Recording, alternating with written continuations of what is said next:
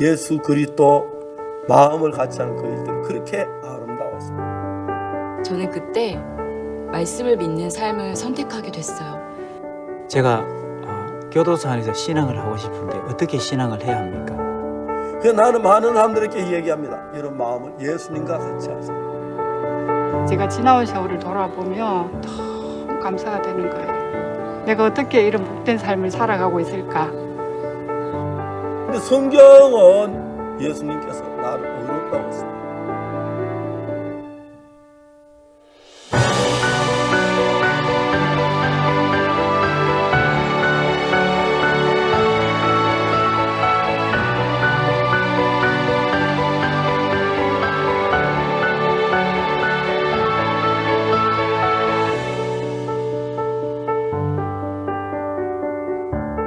예수님의 능력이 나하고 한 마음이 되면 내게 돌아서 예수의 일한 나의 속에 일어나는 것입니다.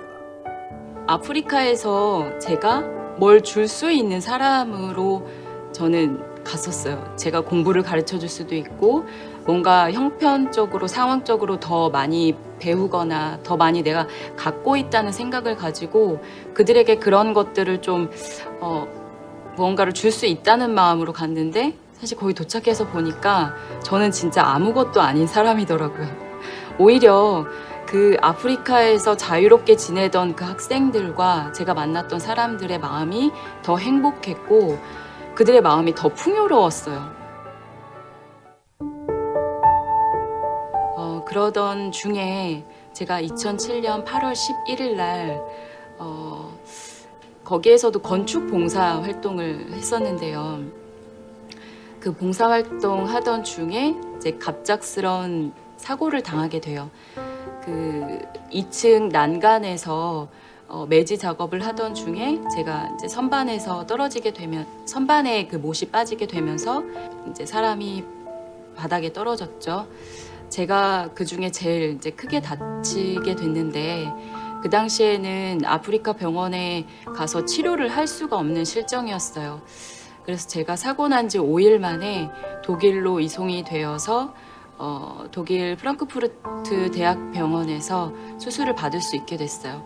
그 5일의 시간이 흐르는 동안 사실 처음에는 이제 제가 극심한 그 고통이 막 이렇게 시달리면서 2시간에 한 번씩 진통제를 맞지 않으면 견딜 수 없을 정도로 계속 기절하고 제정신을 차릴 수 없는 실정이어서 그 상황은 잘 기억이 나진 않지만 점점 몸이 제 몸이 아닌 것 같았어요. 제가 눈을 떴을 때는 독일의 이렇게 중환자실이었는데 그 병원에서 눈을 떴을 때 너무나 낯선 사람들이 있고 띠띠띠 하는 그 기계음이 가득한 그 중환자실에서 눈을 뜨니까 확 두려움이 엄습하더라고요. 분명히 어제까지만 해도 제가 지금 이렇게 휠체어에 앉아있지만 제가 댄스를 굉장히 잘했거든요.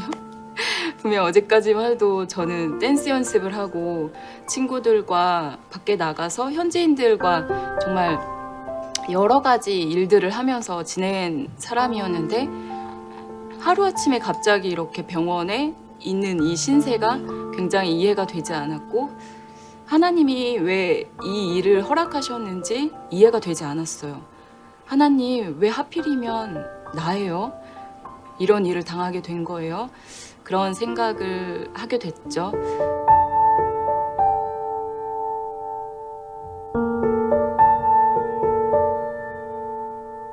중환자실에서 제 병실로 올라와서 이제 제 수술을 담당해 준 의사 선생님을 만났고 그 선생님께서 제 수술에 대한 브리핑을 해주셨어요. 2번의 그 수술은 완벽하게 끝이 났습니다.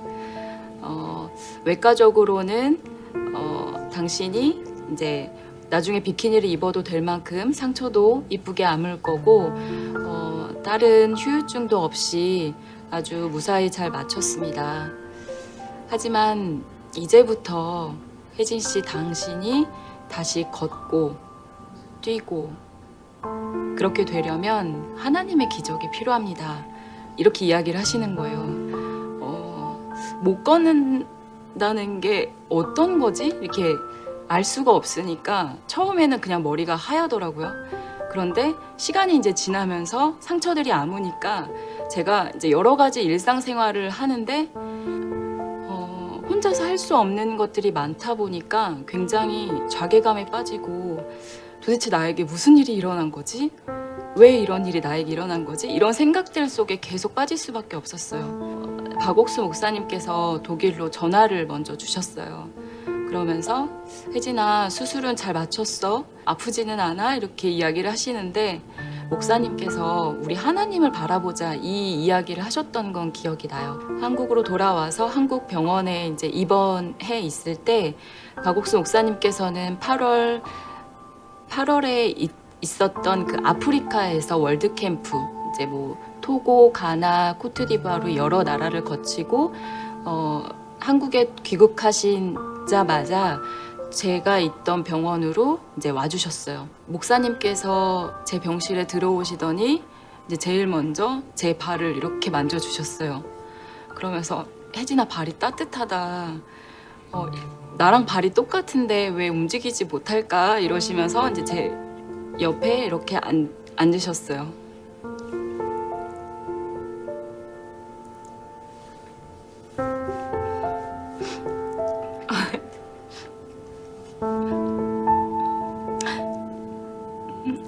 목사님께서 그때 혜진아 많이 힘들었지 이렇게 제 손을 잡고 말씀을 하시는데 사실 그동안에 이제 의사 선생님의 이야기를 들었을 때나 제가 못 걷는다는 이야기들을 이제 저를 물리치료 해주는 선생님이나 간호사 선생님들이 저의 상태에 대해서 이야기를 해주셨을 때는 사실 너무 억울하기도 하고 또 믿기지가 않아서 마음이 먹먹하고 답답하기만 했는데 목사님이 혜진아 힘들지 이렇게 한마디 해주셨을 때 뭔가 그동안에 서름이 다 터졌던 것 같아요. 그때 목사님이 제 손을 잡고 등을 이렇게 쓰다듬어 주셨는데 그때 엉엉 울었어요. 그때 처음 울었던 것 같아요.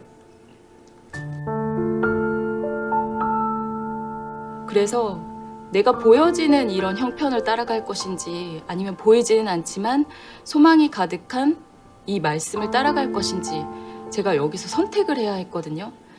그런데 이 선택에 좀 계기가 됐던 게 제가 영화를 굉장히 좋아하는 사람이에요. 영화 보는 걸 굉장히 즐겼었는데 사실 사고가 난 이후에 영화를 끊었어요.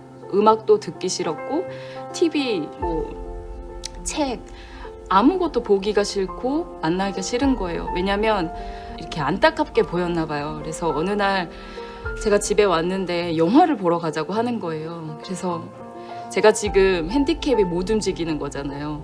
근데 저 아빠가 저를 안고서 차에 앉혀놨어요. 그러니까 저는 어쩔 수 없이 막 신경질을 부려도 그 차에 앉을 수밖에 없는 거예요. 차에 앉았고 또 영화관에 도착했고 극장에 들어가서 좌석에 저를 앉혀놨어요.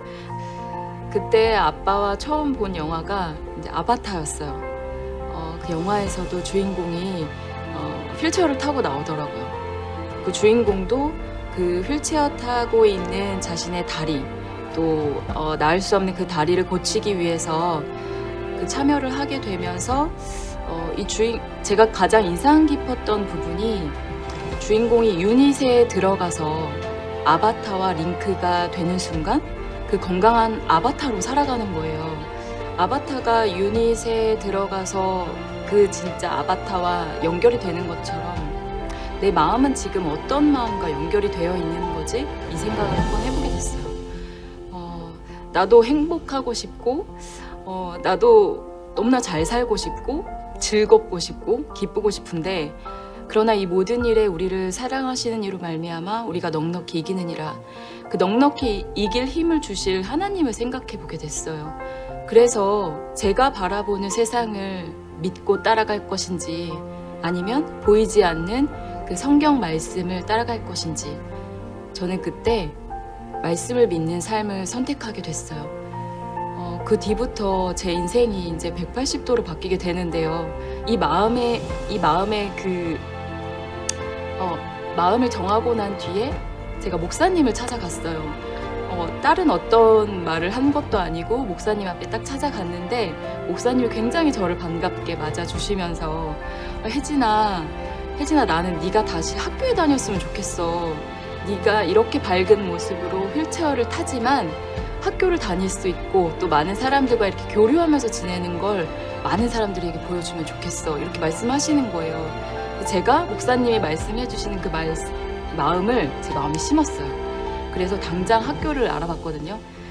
그렇게 학교 생활을 마쳤는데 마쳐갈 때쯤에 또 목사님께서 한 번은 저에게 그러시는 거예요. 혜진아, 나는 네가 사람들에게 소망을 전해줬으면 좋겠어. 너의 사는 모습 다른 뭐 학교나 어떤 학생들 또 뭐 소년원 정말 제가 생각지도 못한 사람들을 만나게 되면서 제가 만난 하나님을 이야기하거나 그리고 제가 이 마음의 소망을 가질 수 있게 됐던 그 계기들을 또 그 이야기들을 많은 사람들에게 강연으로 이렇게 이야기할 수 있는 기회들을 많이 만나게 됐어요. 지금은 제가 이제 투모로우 북콘서트 팀 대표로 이제 진행도 하고 또 사회도 하고 공연 기획 일을 하고 있는데 저희 팀은 박 목사님께서 말씀하시는 그 예화나 그리고 투모로우 월간지에 나오는 그 마인드 칼럼에 나온 그 스토리를 가지고 공연을 만드는 일을 해요. 뮤지컬이나 연극이나 노래나 이 마음의 세계를 다루는 그 공연들로 인해서 정말 이 절망이 지배하던 사람들 마음에 소망을 심어주는 일을 하고 있어요. 벌써 이 3년 반이 됐는데 그 일을 하면서 정말 3만여 명이 넘는 많은 사람들을 만나게 됐어요. 제가 생각할 수 없는 길로 하나님이 저를 이끄시더라고요. 그리고 제게 만난 또 저에게 주셨던 그 은혜들, 큰 사랑을 이야기할 수 있는 기회들을 많이 주셨어요. 제가 그 이야기들을 하면서 오히려 제 마음이 단단해지고 또 더 성숙해지는 삶을 살 수 있도록 그렇게 이끌어줬던 것 같아요. 굉장히 지난 날보다 행복했고 더 행복해질 것이고 오히려 제 인생을 아름답게 이렇게 가꿔가고 있더라고요. 정말 이렇게 많은 점들이 모여서 아름다운 그림을 그려내는 것처럼 제 인생에 어려운 굴곡들이 많은 점들이 되고 많은 스케치가 될 거예요. 그런 것들이 나중에 제가 일어나 걷고 뛰고 더 활발한 활동을 할 때 뒤돌아보면 이런 것들이 모두 아름다운 그림이 되어 있을 거라는 마음이 들어요. 난 분명히 죄인인데 예수님의 말씀에는 내가 의롭다 하심을 얻은 자 됐다고 이야기를 하는 겁니다. 목사님을 처음에 뵀을 때 마음을 좀 열기도 했지만 또 한편으로는 아버지나 주변 분들이 목사님에 대해서 안 좋게 하는 이야기들이 생각이 나서 내가 이런 분하고 같이 사진을 찍어도 되는 거야? 라는 그런 생각이 좀 들었습니다. 북경대학교에서 유학생활을 하게 되었고요. 그러다가 어느 날 이제 제 몸에서 이상하게 이제 증상이 나타났습니다. 틱장애라고 하는데요. 이제 내가 의도하지 않았는데 내 얼굴 근육이나 목 근육 등이 떨리는 증상이 나타날 때 저는 그런 증상을 이렇게 병원에 가거나 다른 사람들에게 이야기한 게 아니라 이렇게 해석을 했습니다. 이거는 분명히 중국의 공안이나 중국 국가안전부 이런 곳에서 나를 감시하고 내 근육을 전파를 통해서 쏴서 움직이게 하는 거야 라는 그런 생각을 하기 시작했고 그러다가 학업을 중단하게 되어서 이제 2010년도에 그때 한국에 어머니와 같이 나오게 되었습니다. 제 기억으로 2014년도에 이제 한 날에 제가 너무 힘들어서 목사님 앞에 나가가지고 제 이런저런 상황을 쭉 말씀을 드렸더니 목사님이 저에게 이렇게 말씀해 주셨습니다. 인덕아, 너 내 이야기 잘 들어봐. 너가 만약에 스스로 너가 암 환자라고 생각한다고 하자. 그런데 만약 너가 의사 앞에 나갔는데 의사가 너를 진단을 하고 당신은 말라리아 환자입니다 라고 진단을 한다면은 너는 암 환자이니 아니면 말라리아 환자이니 라고 얘기해 주었습니다. 의사가 말라리아 환자라고 하면 말라리아 환자이죠. 그렇게 대답했더니 목사님이 그래, 너는 100% 의사의 말을 들어야 해. 너는 말라리아 환자야. 라는 이야기를 해줬습니다. 그때 제 마음에 큰 깨달음이 생겼는데요. 아, 내가 느끼는 게 중요한 게 아니구나. 내가 생각하는 게 중요한 게 아니라 의사의 말을 들어야 되는구나. 의사가 나를 진단해 주는 대로 내가 믿고 그 치료를 받으면 되는 것이구나. 이런 마음이 들게 되었습니다. 그러면 내가 느끼는 것보다도 목사님이 해주시는 말씀, 하나님의 말씀을 내가 들어야 되겠구나. 100% 들어야 되겠구나.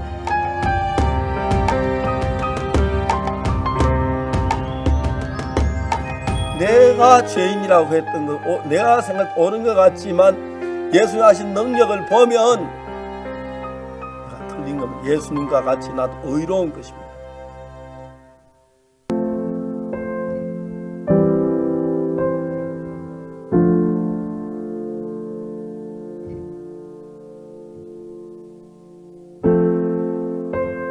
저희 가족은 저와 아내 그리고 하나밖에 없는 딸 하나 세 식구입니다.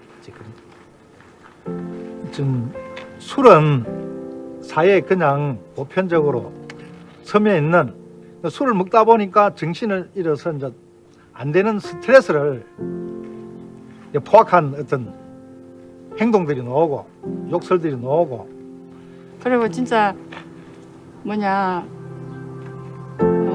이래도 안 되고 저래도 안 되니까 남편이 술을 좀 끊어서며 해서 제가 할 수 있는 모든 거는 이렇게 다 해봐도 병원도 입원시켜보고 이렇게도 해보고 저렇게도 해봐도 그 어느 것으로도 안 되었거든요.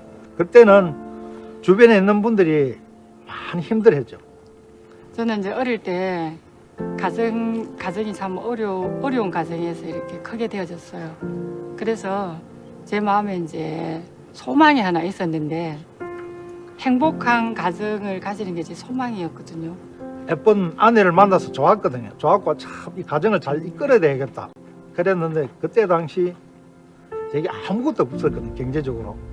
교회 안에 결혼하고 이 교회 가운데 복음 앞에 힘있게 살고자 하는 마음도 있었는데, 어느 한계점에 도달했을 때 이제 이 마음을 토해내서 서로 좀 대화를 안 한 것 같은, 저 스스로의 생각 속에서 이걸 내 자신을 해결하려는 그런 것들이 많이 있다 보니까 남에게 이제 이걸 말을 쉽게 대화를 못 한 거죠. 그러니 술로 혼자서 마음에 이제 계속 생각 깊은 이제 시름 속에, 염려 속에 있다 보니까 그 속에서 머물러 있는 거죠. 옆에서 도움을 구하고 또 다른 인도를 받고 도움을 입으면 되는데, 나 혼자서 스스로 그걸 부둥켜 안고 헤쳐나가려고 하는, 제게 능력이 없는데 이제 몇 번을 도망갔거든요. 도망갔는데 목사님 그때마다 고통도 70점만한 품으시더라고요. 그래, 심형제 자네가 20년 동안 못 끊은 술을 어떻게 끊었느냐. 예, 히브리서 10장 14절 말씀 교제해 주신 내용을 그때 받아들이고, 내가 행위가 어떻든 간에 영혼이 온전하다는 말씀을 믿어서 제가 술에서 벗어났습니다. 그 진영을 내려간 지가 한 2년 하고도 한 5개월 정도 되는데요. 정말 너무 이렇게 한 번씩 제가 지나온 세월을 돌아보며 너무 감사가 되는 거예요. 내가 어떻게 이런 복된 삶을 살아가고 있을까. 진짜 식구가, 가족이 아침에 한 밥상에 앉아서 집에 살아가는, 이것도 너무너무 큰 은혜거든요. 품어주시고 길이 참으시면서 저희들 이끌어주신 목사님 앞에 너무 감사하고 하나님 앞에 감사하면서 저희들이 살고 있습니다. 감사합니다.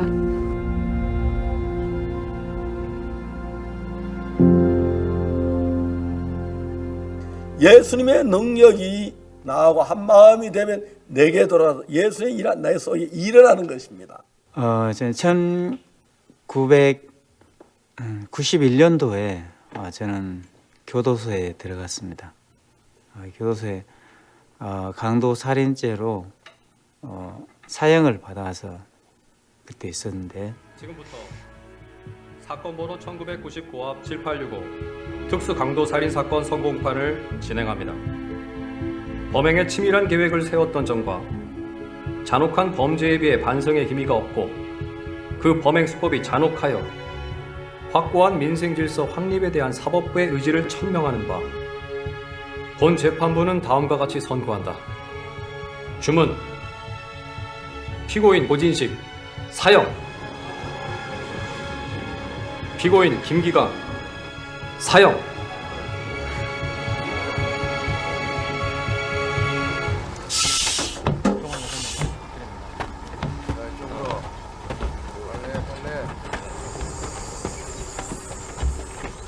시선 돌리지 않는다. 그래서 늘 교도소 안에서 문제를 일으키고 사고를 치고 이렇게 살았습니다. 그렇게 살다가 어느 날 저에게 유명한 목사님을 소개시켜 줬습니다. 그게 일반 대구의 큰 교회의 목사님이셨는데 그분하고 이제 그분을 만나서 같이 상담하게 되고 그분하고 이제 자매기를 맺게 됐습니다. 그러면서 늘 같이 이제 성경 공부를 하게 되고 그분하고 저하고 아버지와 자식 관계로 이렇게 절친하게 지냈습니다. 일주일에 한 번씩 찾아와서 저에게 성경 공부를 가르쳐 주셨는데 근데 그분이 어느 날 저에게 부탁을 했습니다. 아주 이 교도소에 무서운 그 이단이 있는데 그 이단을 조심해야 된다고 그렇게 얘기를 했고 그분의 이름을 가르쳐 줬습니다. 나중에 알고 보니까 저하고 같이 한 방을 쓰는 재수자가 군대에서 총기 난사를 해서 종신형을 받았고요. 교도소에서 또 사람을 죽여서 7년형을 받았습니다. 무기에 7년형을 받은 거죠. 그래서 그분하고 저하고는 이제 얘기를 안 하려고 제가 의도적으로 피했는데 그분이 어느 날 너무 평안하고 또 교도소 살면서 그렇게 행복하게 사는 걸 봤습니다. 너무 평안해 보여서 제가 질문을 했습니다. 형님 구원을 받았습니까? 제가 물었습니다. 자기는 구원 받았다. 어떻게 구원 받았습니다. 그게 굉장히 궁금했는데 그분이 저한테 성경 설명을 했지만 제가 알아들을 수 없었습니다. 그 전에 제가 유명한 목사님과 늘 성경 공부를 하고 있었는데 저는 성경 공부를 하고 있었지만 그 마음의 죄의 문제나 고통이나 괴로움이 해결되지는 않았습니다. 그분을 만나서 제가 말귀를 못 알아들으니까 그분이 저에게 책을 한 권 줬습니다. 그게 이제 박옥수 목사님이 쓰셨던 죄사함 거듭남 비밀이라는 책이었습니다. 이 책을 한번 읽어보라고 주셨는데 그때부터 제가 목사님이 쓰셨던 죄사함 거듭남 비밀 책을 읽기 시작했습니다. 밤새내 읽고 또 읽었습니다. 읽다가 제가 이해가 안 되면 그분을 잠자고 있는데 깨워서 이거 잘 이해가 안 된다고 좀 가르쳐 달라고. 또 그분이 눈 비비고 일어나 또 가르쳐 주고 해가지고 새벽 한 3시경에 예수 목사님이 쓰셨던 영원한 속죄, 예수님 십자가에서 못 박혀 돌아가신 우리의 모든 죄를 씻었다는 그 영원한 속죄에 대해서 말씀을 들으면서 제 마음에 구원을 확신을 갖게 됐습니다.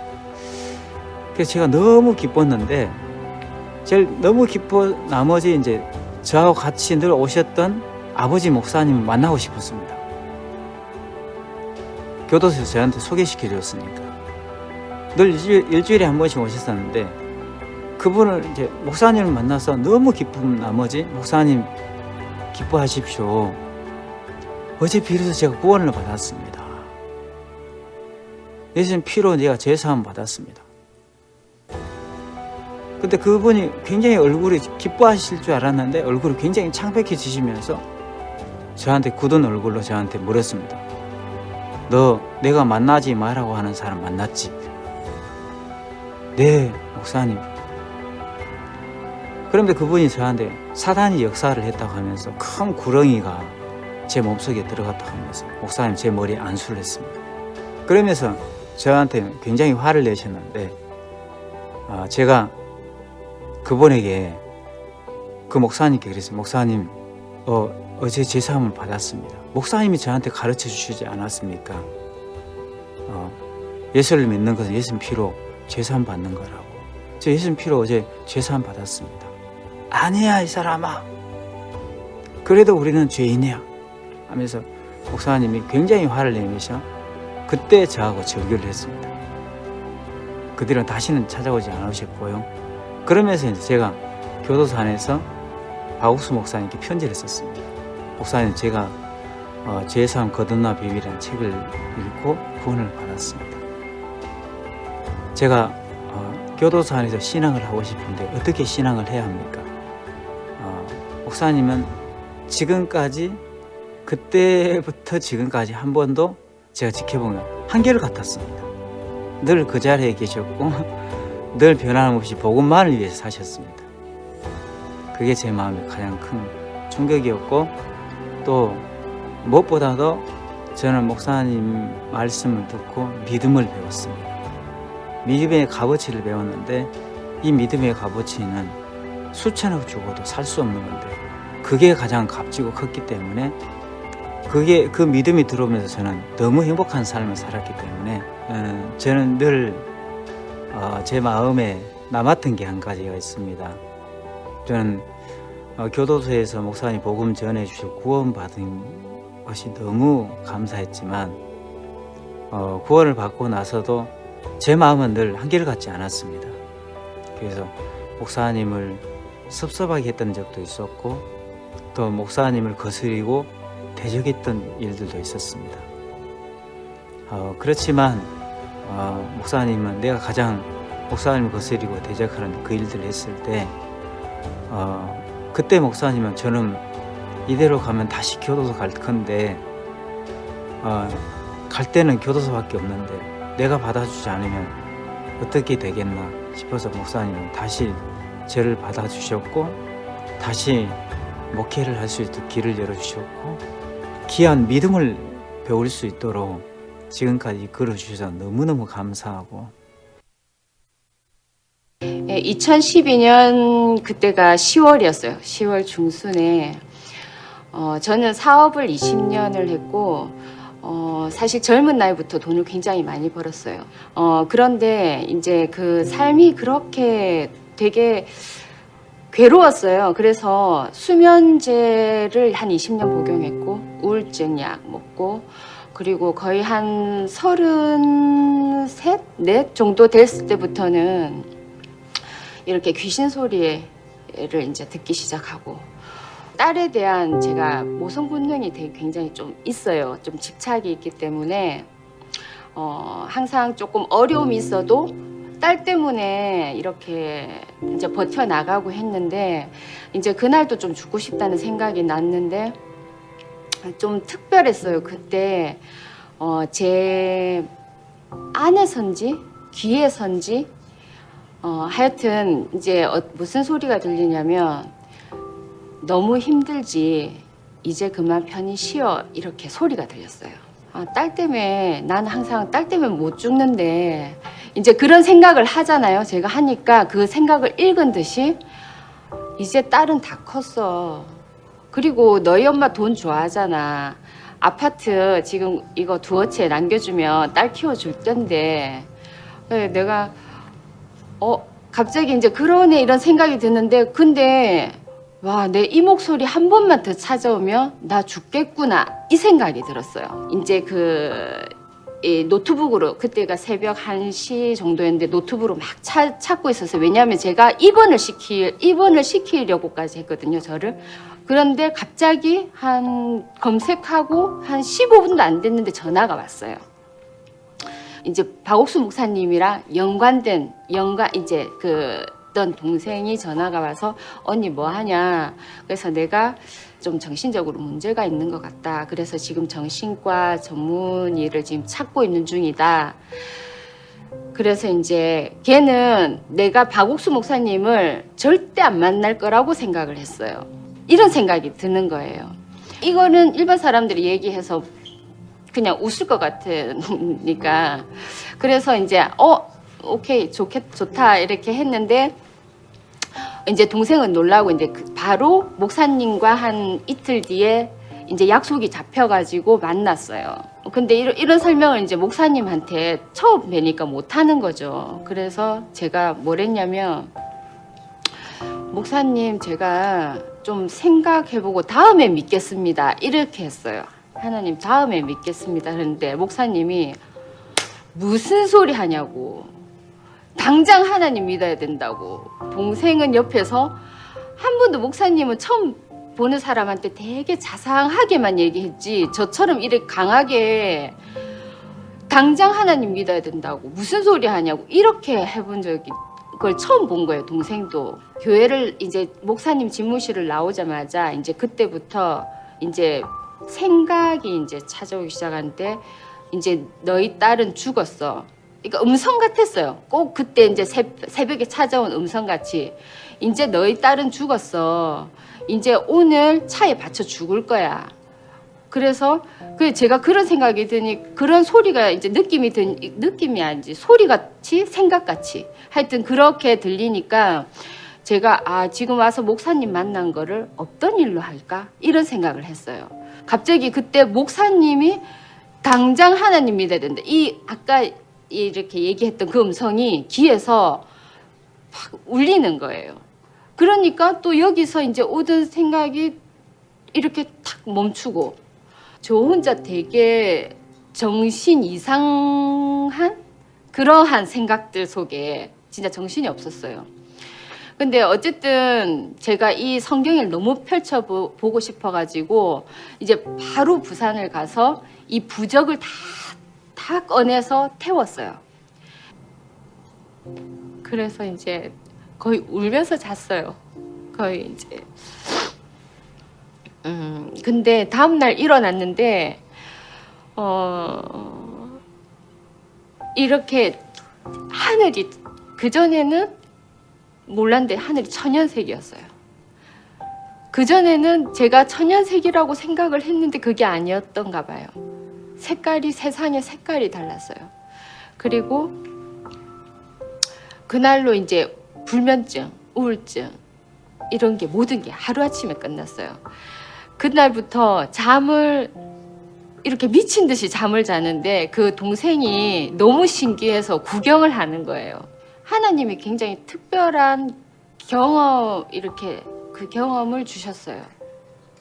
그러니까 이거는 이렇게 내 느낌이라기보다는 뭔가 강한 힘에 의해서 이렇게 제가 그날 하루 목사님 만나고 그날 밤에, 그러고 그 다음 날까지, 그러니까 한 24시간 되죠. 굉장히 제 자체가 완전히 변화가 돼버렸어요. 목사님,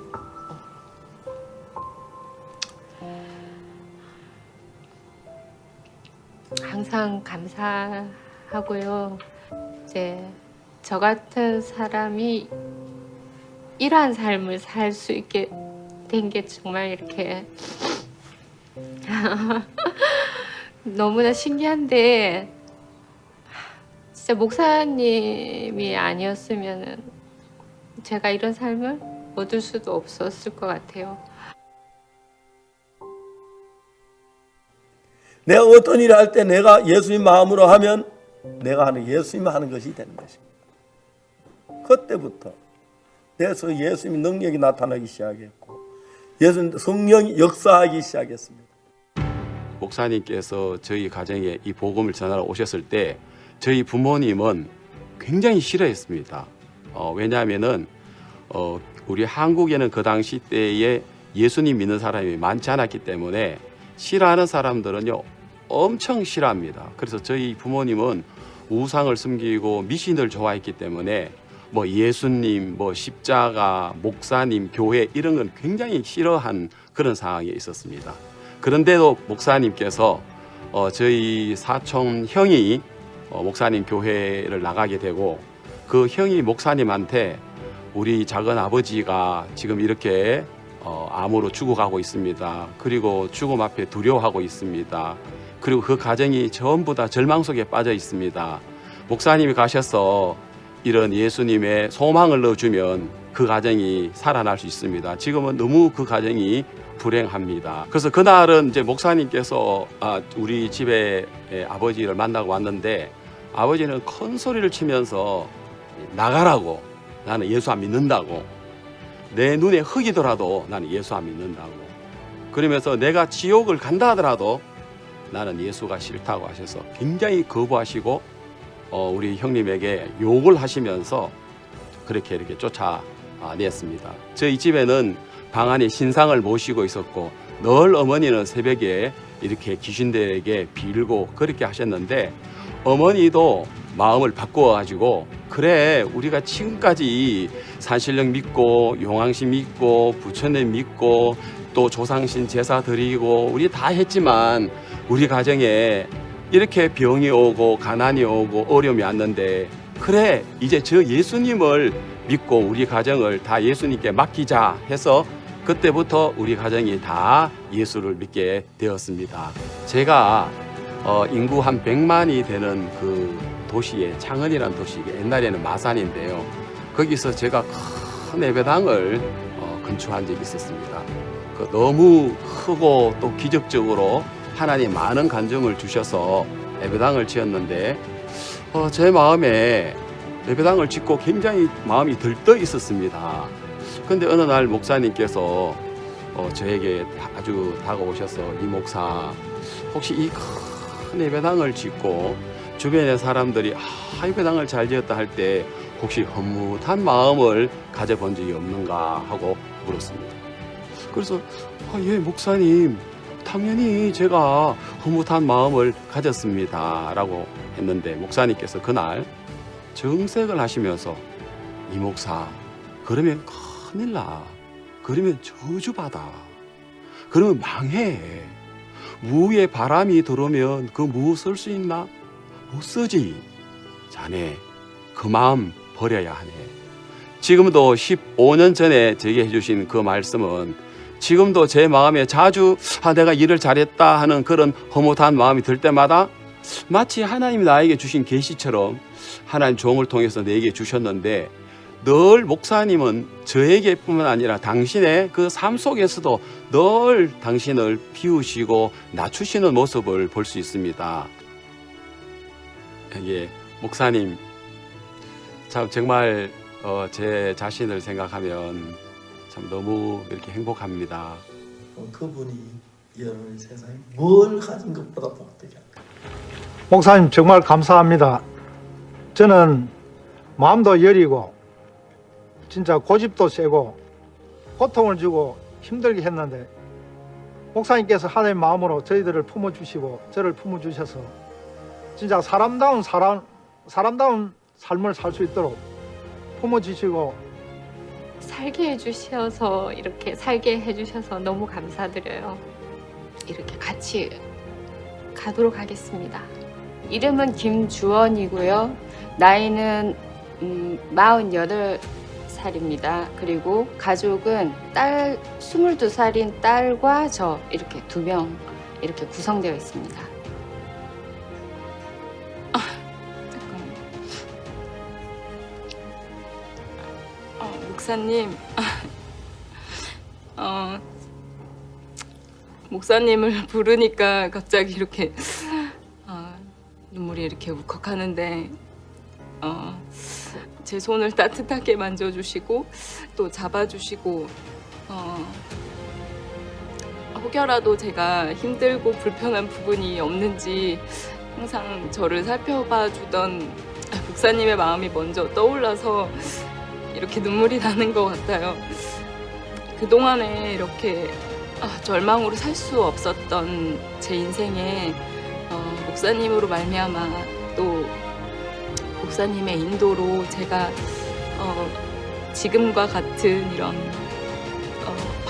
밝은 삶을 살 수 있게 되고 또 소망하는 삶을 살 수 있게 되었다는 것이 저는 너무나 이렇게 감사하고 제가 또 저의 마음이 목사님의 건강을 위해서 기도하고 있으니까요. 목사님 사랑해요.